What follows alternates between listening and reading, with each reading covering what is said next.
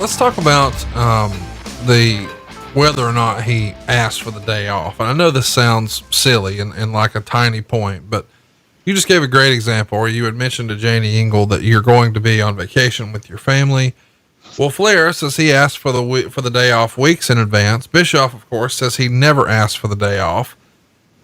This written by Wade Keller. What is a fact is that Flair had no reason to believe WCW wanted him to be at Thunder until Nitro earlier that week, when WCW announced he was going to make a major announcement on that show. In recent months, Flair had been backstage at several Nitros and Thunders and not used. And recently WCW began telling him to stay home and not even attend those shows. He had plane tickets to the Tuesday and Wednesday house shows last week, but a ticket that flew him home after Wednesday's show.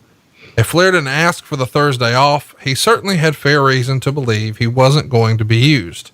Now, I bring all of this up because the letter of intent allegedly is supposed to be leading to a 3-year contract that would have required him to be at all Nitros and Thunders, whether or not he was booked, but he hasn't been getting travel for those shows. So that's a little, I don't know, less than organized. And Wade Keller would say WCW is disorganized enough that they want the freedom to call the wrestler on one day's notice and expect that they'll be available for a Nitro or Thunder.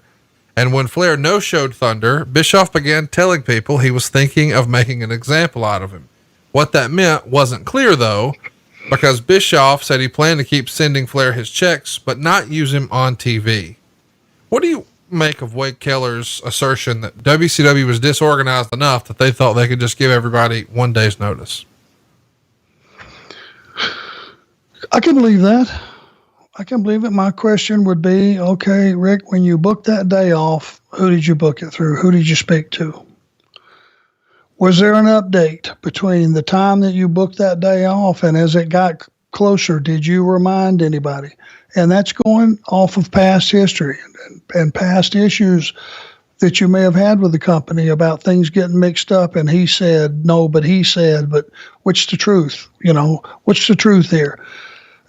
Cutting through all the mustard, who's telling the truth, or did somebody logistically and honestly forget?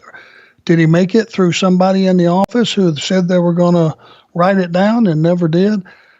Who knows? Do I believe that things could have been discombobulated and people being overwhelmed? God knows Janie Engel in that office was overwhelmed. She had a lot of stuff going on and she was the go-to lady for just about everything.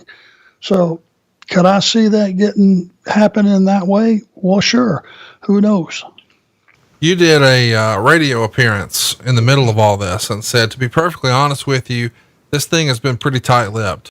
The company has its stance and they feel justified legally and I guess morally. Rick has his stance and he feels legally and morally that he's correct. Apparently they've come to a crossroads on contract negotiations, and I don't know if it's length of time on the contract or the numbers, the number of days a year they're requiring Rick to work. I'm not real sure of that. And I think in order to protect me, Rick hasn't told me a lot. I know my loyalty to Rick is as a friend, and that's one thing, but my loyalty to the company is another. I have a job to do, so I pretty much keep my nose out of it. I hope at some point this can be resolved because I think WCW and the world of professional wrestling at large is a better place with Ric Flair in it. Boy, that lines up exactly with what you're saying now, huh? Well, I had no idea that was even out there. I don't even recall doing that, but that sounds exactly like the way I felt and the way I would say it. It's probably 100% accurate. About a month after WCW sued Rick did actually file a countersuit in Charlotte on May 18th. And he's trying to get a judge to nullify his contract, which would allow him to join the WWF. And it's pretty well known that Flair could, at this point, return to WCW if he wants to, and the lawsuit would be dropped, but he's hesitant to do so. That's according to Meltzer's report. So it does feel like a month in, Bischoff has maybe cooled down and said, okay, this is stupid. Let's just get back to work. Did you have any idea I guess my question is, does Eric ever come to you and say, okay, listen, Arn, I've tried to not let you be in the middle, but this is all stupid. I want to drop the lawsuit. I want to get Rick back. If you talk to him, I'm not asking you to call him, but if you talk to him, would you let him know that I'm open to a conversation and let's just let bygones be bygones? Or does Eric ever have such a conversation with you? No, that never occurred. And I just wonder what suddenly, and not being able to pinpoint in my mind what was going on with business at the time. Had we hit a stalling point? Did we need a shot in the ass? And that would have been Ric Flair walking back in the door, I would think, immediately. What would have caused the change of heart with Eric, and unless I could go back in time and have the figures in front of me and what was going on television and what was working and what wasn't working, why he would suddenly have that change of heart, I have no idea.